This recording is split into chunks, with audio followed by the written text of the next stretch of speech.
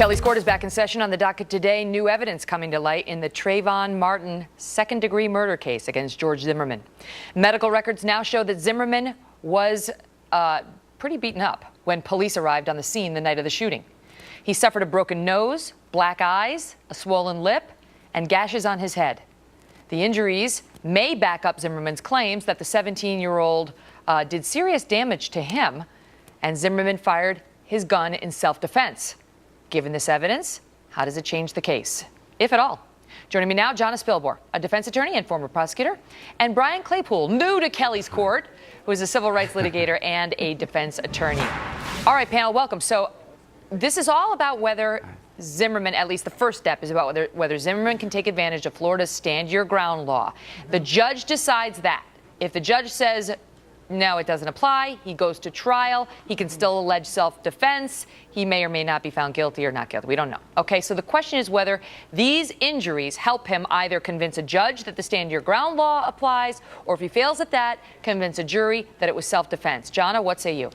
It's going to help Zimmerman tremendously, not only because it gives credence to his story has been consistent all along, that this was a case of stand your ground / self-defense. Now that we know that he did, in fact, suffer injuries to his face and head, it totally gives credence to his story. And not only that, Megan, but the injuries, according to the autopsy report, on Trayvon's body only consisted of broken knuckle skin, consistent with him punching another person. This is going to help the defense. Brian, how does it change the case when we already knew that the two men had a physical altercation?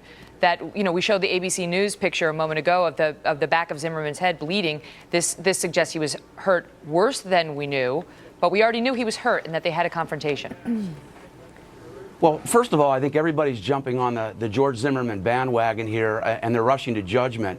First of all, you have to prove who's everybody? That these. Well, I mean, last night I'm hearing all these reports about Zimmerman. His face is all puffed up. For all I knew, he was in that fight in Vegas a week or two ago with Floyd Mayweather Jr. You would have thought he was in the ring. But I'll tell you what, look at that videotape of Zimmerman in the Sanford Police Department, and that speaks the truth. He's walking around. He looks perfectly fine. I don't see his face all bloodied up. I don't see any scarring in his, or puffing up in his face. Well, it was a closed fracture of his nose. The medical report says it was a closed fracture of his nose, a pair of black eyes, and two lacerations to the back of his head, not to mention a minor back injury. I mean, Jonna, you tell me, I don't see Trayvon Martin's, I should say the prosecutor, contesting that Zimmerman was injured. She's going to go in there and say he was injured because he was stalking Trayvon Martin, and Trayvon Martin fought back. That's going to be her story. But I think the injuries, now that we know what the medical records reveal, are not consistent with that. The injuries are equally consistent with Zimmerman basically getting his face bashed in by Trayvon Martin, giving rise to a self-defense defense. I think it's going to help. All right, wait. Let me just read let me read the viewers the law, the stand your ground law. That's the first step in this inquiry, and a judge gets to decide whether Zimmerman gets to take advantage of it. It says you can't take advantage of it if you are the initial aggressor. Okay, so if Zimmerman was the initial aggressor, or if he somehow provoked Trayvon, he doesn't get to take advantage of this law unless he reasonably believed that he was in imminent danger of death or great bodily harm, and he exhausted every reasonable means to escape. Now, Brian, he's going to use these injuries to say, I was in reasonable fear of imminent death or danger, great bodily harm, and there was no possible escape because he was on top of me.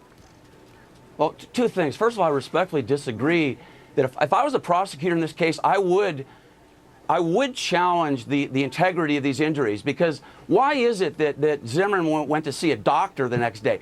If he had a broken nose, why didn't he go see an ear, nose, throat specialist? Why is there a 3-page report? You go see a doctor, they write two lines on their notes. Interesting. Also, where are the x-rays? Because this is his family doctor. This is a family doctor. That's right. It's not like an independent ER. That's right. It's not an independent doctor. I would be challenging this. This is a paid family doctor. He should have been to see an ear, nose, throat specialist. Also, where's the film? I want to see x-rays of this fracture. I've broken my nose twice playing basketball. I currently have a fractured nose. This could be a pre-existing injury as well. And also, on the self-defense issue, Here's the point I want to try to make. Even if you gave Zimmerman the benefit of the doubt that somehow Trayvon Martin punched him, let's say it's true. Quickly. Trayvon Martin legally has a right to defend himself. He has a right to defend himself. And you can't shoot somebody because you're in the middle of a fist fight. If that was the case, I'd be in jail right now myself. Well, that's the question, John. Does the force have to be proportionate to the situation? Can you fight back against fists with a gun?